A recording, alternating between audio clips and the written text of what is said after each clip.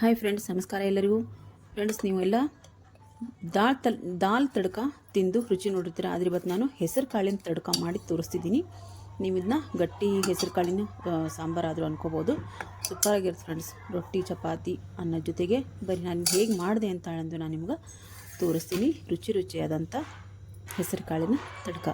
ನಾನು ನೋಡ್ರಿ ಇಲ್ಲಿ ಈ ಬಟ್ಲದಿಂದ ಒಂದು ಬಟ್ಲು ಹೆಸರು ಕಾಳನ್ನು ತೊಗೊಂಡು ಒಂದು 2-3 ನೀರಲ್ಲಿ ತೊಳ್ಕೊಂಡು ಕುಕ್ಕರಲ್ಲಿ ಹಾಕಿ ವಿಶಿಲ್ ಮಾಡ್ಕೊತೀನಿ. ಇದಕ್ಕೆ ನಾನೀಗ ಒಂದು ದೊಡ್ಡ ಟೊಮೆಟೊ ಹಣ್ಣು ತೊಗೊಂಡಿನಿ. ಚಿಕ್ಕದಾದರೆ 2 ತಗೋರಿ, ಇಲ್ಲಾಂದರೆ ಇದು ದೊಡ್ಡದಿರೋದ್ರಿಂದ ಒಂದನ್ನೇ ನಾನು ತೊಗೊಂಡಿನಿ. ಇದನ್ನು ಹೆಚ್ಚಿನ ಡೈರೆಕ್ಟಾಗಿ ಹಾಕ್ಕೊಳೋದ್ರಿಂದ ಇದು ಬೇಗ ಬೇಯಂಗಿಲ್ಲ, ಯಾಕಂದ್ರೆ ಹುಳಿ ಇರುತ್ತಲ್ಲ. ಹಾಗಾಗಿ ನಾನಿಲ್ಲ 5-6 ವಿಶಿಲ್ ಮಾಡ್ಕೊಂಡಿನಿ. ಆವಾಗ ಇದು ಚೆನ್ನಾಗಿ ಬೇಯ್ತೈತಿ. ಇಲ್ಲಿ ನೋಡ್ರಿ, ಮಿಕ್ಸಿಗೆ ನಾನು ಸ್ವಲ್ಪ ಕೊಬ್ಬರಿ ತೊಗೊಂಡಿನಿ. ಅದಕ್ಕೆ 1 ಗಡ್ಡೆಯಷ್ಟು ಬೆಳ್ಳುಳ್ಳಿ, 1 ಇಂಚಷ್ಟು ಶುಂಠಿ, ಹಾಗೆ 1 ಹಿಡಿ ಕೊತ್ತಂಬರಿ ಮತ್ತು ಒಂದು 6-7 ಹಸಿಮೆಣ್ಸಿನ್ಕಾಯಿನ ತೊಗೊಂಡಿದ್ದೀನಿ. ಅಂದರೆ ಸ್ವಲ್ಪ ನಿಮಗೆ ಖಾರ ಎಷ್ಟು ಬೇಕೋ ಅಷ್ಟು ನೋಡಿಕೊಂಡು, ಜಾಸ್ತಿ ಕಡಿಮೆ ನೋಡಿಕೊಂಡು ಖಾರ ಹಾಕ್ಕೋಬೋದು. ಹಾಗೆ ಇಲ್ಲಿ 1 ಚಮಚದಷ್ಟು ನಾನು ಜೀರಿಗೆ ತೊಗೊಂಡಿದ್ದೀನಿ. ಇದನ್ನು ನಾವು ನೀರು ಹಾಕದೇನೆ ತರ್ತರಿಯಾಗಿ ರುಬ್ಕೋಬೇಕು. ತೀರಾ ಸಣ್ಣ ಪೇಸ್ಟು ಅಲ್ಲ, ತೀರಾ ಇದು ಅಲ್ಲ, ಆ ರೀತಿ ನಾವು ಇದನ್ನ ರುಬ್ಕೋಬೇಕಾಗುತ್ತೆ. ನೋಡ್ರಿ, ನಾನು ರುಬ್ಕೊಂಡಿನಿ. ಇಷ್ಟ ಆದರೆ ಸಾಕು. ನಾನಿಲ್ಲಿ ನೀರು ಹಾಕಿಲ್ಲ. ಇದಕ್ಕೆ ಪೂರ್ತಿ ಪೇಸ್ಟು ಆಗಿಲ್ಲ, ಇದು ಪೂರ್ತಿ ಉದುರಾಗೂ ಇಲ್ಲ. ಆ ರೀತಿ ನಾನು ಇದನ್ನ ಮಾಡ್ಕೊಂಡು ನೋಡ್ರಿ. 1 ಈರುಳ್ಳಿ, 1 ಟೊಮೆಟೊ ಹಣ್ಣು, ನಾನಿಲ್ಲಿ ಮೀಡಿಯಮ್ ಸೈಜು 1 ಈರುಳ್ಳಿ, 1 ಟೊಮೆಟೊ ಹೆಚ್ಚಿಟ್ಕೊಂಡಿನಿ. ಹೆಸರು ಕಾಳು ಚೆನ್ನಾಗಿ ಬೆಂದೈತಿ ನೋಡ್ರಿ. 1 ಟೊಮೆಟೊ ಸಹಿತ ಕಾಣಂಗಿಲ್ಲ, ಅಷ್ಟು ಚೆನ್ನಾಗಿದು ಬೆಂದೈತಿ. ಇದನ್ನು ನಾವು ಒಂದು ಚಮಚಲ್ಲೇ ನಾವು ಚೆನ್ನಾಗಿ ಮ್ಯಾಶ್ ಮಾಡ್ಕೋಬೇಕು. ಚಮಚಲ್ಲೇ ಮ್ಯಾಶ್ ಮಾಡ್ಕೊಂಡ್ರೆ ಅದು ಚೆನ್ನಾಗಿ ಮ್ಯಾಶ್ ಆಗ್ಬೇಕು. ಆ ರೀತಿ ನಾವು ಅದನ್ನ ಹೆಸರು ಕಾಳನ್ನು ಕುದಿಸ್ಕೋಬೇಕು. ಈಗ ಅದೇ ಕುಕ್ಕರಿಗೆ ನಾನು ಒಂದು 2-3 ಚಮಚದಷ್ಟು ಎಣ್ಣೆ ಹಾಕ್ಕೊಂಡಿನಿ. ನಾನು ಇದಕ್ಕೆ ಸಾಸಿವೆ ಜೀರಿಗೆ ಒಗ್ಗರಣೆ ಕೊಡೋಂಗಿಲ್ಲ, ಯಾಕಂದರೆ ನಾನು ಜೀರಿಗೆನ ಮಸಾಲೆ ನಾನು ಏನಾದ್ರು ಚಟ್ನಿ ಮಾಡ್ಕೊಂಡಿಲ್ಲ, ಹಸಿಮೆಣ್ಸಿನ್ಕಾಯಿ ಚಟ್ನಿ, ಅದರಲ್ಲೇ ನಾನು ಜೀರಿಗೆ ಹಾಕಿ ಮಿಕ್ಸಿ ಮಾಡ್ಕೊಂಡು, ಹಂಗಾಗಿ ನಾನು ಇಲ್ಲಿ ಜೀರಿಗೆ ಹಾಕಿಲ್ಲ, ಡೈರೆಕ್ಟಾಗಿ ನಾನು ಕರಿಬೇವನ್ನೇ ಹಾಕ್ತೀನಿ. ಹಾಗೆ ಟೊಮೆಟೊ, ಈರುಳ್ಳಿ ಎರಡನ್ನೂ ಹಾಕಿ ಚೆನ್ನಾಗಿ ಬಾಡಿಸ್ಕೊತೀನಿ. ಹೆಚ್ಚಲ್ಲಿ ಎರಡನ್ನೂ ಹಾಕಿ ಟೊಮೆಟೊ, ಈರುಳ್ಳಿ ಚೆನ್ನಾಗಿ ಬಾಡಬೇಕಲ್ಲ, ಅದನ್ನು ಚೆನ್ನಾಗಿ ನಾವು ಬಾಡಿಸ್ಕೊಂಡ. ಅದು ಬೇಗ ಟೊಮೆಟೊ ಹಣ್ಣು ಈರುಳ್ಳಿ ಚೆನ್ನಾಗಿ ಬೇಗ ಬೇಯಲಿ ಅಂತ ಹೇಳಿದ್ರೆ ನಾನು ಸ್ವಲ್ಪ ಇಲ್ಲೇ ಉಪ್ಪು ಹಾಕ್ಕೊತೀನಿ. ರುಚಿಗೆ ತಕ್ಕಷ್ಟು ಉಪ್ಪನ್ನೇ ನಾನು ಇಲ್ಲೇ ಹಾಕ್ಕೊಂಡು ಬೇಯಿಸ್ಕೊಂಡ್ಬಿಡ್ತೀನಿ.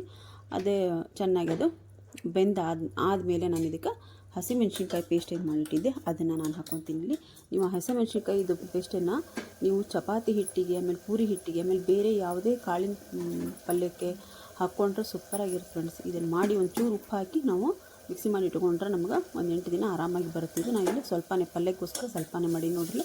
ಟೊಮೆಟೊ ಹಣ್ಣು ಈರುಳ್ಳಿ ಬೆಂದಾಗೈತಿ. ನಾನು ಇದಕ್ಕೆ ಮಾಡಿಟ್ಟಿರೋಂಥ ಹಸಿಮೆಣ್ಸಿನ್ಕಾಯಿದು ಪೇಸ್ಟ್ ಹಾಕಿ ಇದಕ್ಕೆ ಅರಿಶಿನ ಪುಡಿ ಹಾಕ್ಕೊಂಡೆ. ನಾನು ಸ್ವಲ್ಪ ಅರಿಶಿನ ಪುಡಿ, ಹಾಗೆ ನಾನಿಲ್ಲಿ ಗರಂ ಮಸಾಲ ಹಾಕೋಂಗಿಲ್ಲ, ನಾನಿಲ್ಲಿ MTR ಸಾಂಬಾರು ಪೌಡರ್ನ ನಾನಿಲ್ಲಿ ಹಾಕ್ಕೊತಾ ಇದ್ದೀನಿ. ನಿಮ್ಮ ಮನೇಲಿ ಯಾವ ಸಾಂಬಾರು ಪೌಡ್ರ್ ಐತೋ ಅದನ್ನು ನೀವು ಹಾಕ್ಕೊಂಡು ಮಾಡ್ಕೋಬೋದು. ನಾನಿಲ್ಲಿ ಒಂದು 2 ಸ್ಪೂನಷ್ಟು, ಒಂದು 2-2.5 ಸ್ಪೂನಷ್ಟು ನಾನಿಲ್ಲಿ MTR ಸಾಂಬಾರು ಪೌಡರ್ನ ಹಾಕ್ಕೊಂಡು ಚೆನ್ನಾಗಿ ಮಿಕ್ಸ್ ಮಾಡ್ಕೊಂಡು ಆದ ನಂತರ ನಾನಿಲ್ಲಿ ಏನು ಬೇಯಿಸಿಟ್ಕೊಂಡಿದ್ನಲ್ಲ, ಬೇಯಿಸಿ ಮ್ಯಾಶ್ ಮಾಡಿ ಇಟ್ಕೊಂಡಿರೋಂಥ ಹೆಸರು ಕಾಳನ್ನು ನಾನಿಲ್ಲಿ ಇದಕ್ಕೆ ಸೇರಿಸ್ಕೊತೇನೆ. ಈ ಟೈಮಲ್ಲಿ ಎಲ್ಲ ಚೆನ್ನಾಗಿ ಬೆಂದಾಗೈತಿ.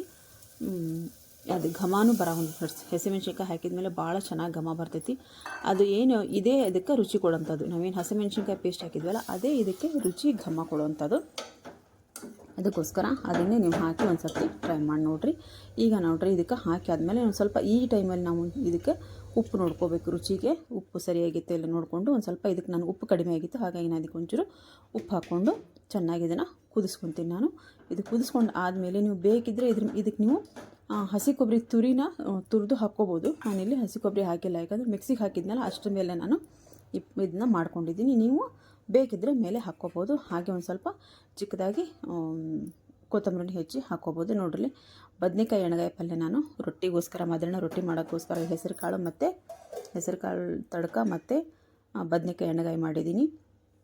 ನಮ್ಮ ರುಚಿಯಾದಂಥ ಇದು ಚೆನ್ನಾಗಿ ಕುದ್ದಾದಮೇಲೆ ನಮ್ಮ ರುಚಿಯಾದಂಥ ಹೆಸರು ಕಾಳಿನ ತಡ್ಕ ರೆಡಿಯಾಗೈತಿ.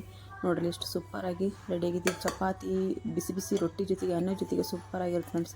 ತುಪ್ಪ ಹಾಕೊಂಡು ತಿನ್ನೋಕಂದ್ರೂ ಭಾಳ ಚೆನ್ನಾಗಿರುತ್ತೆ. ನೀವು ನಿಮ್ಮ ಮನೆಯಲ್ಲಿ ಈ ರೆಸಿಪಿನ ಟ್ರೈ ಮಾಡಿ ಹೇಗಿತ್ತು ಅಂತ ಕಮೆಂಟ್ ಬಾಕ್ಸಲ್ಲಿ ಕಮೆಂಟ್ ಹಾಕೋದನ್ನು ಮರಿಬೇಡಿ. ಹಾಗೆ ದಯವಿಟ್ಟು ವಿಡಿಯೋ ಇಷ್ಟ ಆದರೆ ಒಂದು ಲೈಕ್ ಮಾಡಿ ಫ್ರೆಂಡ್ಸ್, ಶೇರ್ ಮಾಡಿ. ಹಾಗೆ ನನ್ನ ಚಾನಲ್ನ ದಯವಿಟ್ಟು ಸಬ್ಸ್ಕ್ರೈಬ್ ಮಾಡ್ಕೊಳ್ಳಿ ಫ್ರೆಂಡ್ಸ್. ಮತ್ತೆ ಮುಂದಿನ ವಿಡಿಯೋದಲ್ಲಿ ನಾನು ಸಿಗ್ತೀನಿ. ಬಾಯ್ ಫ್ರೆಂಡ್ಸ್, ಬಾಯ್.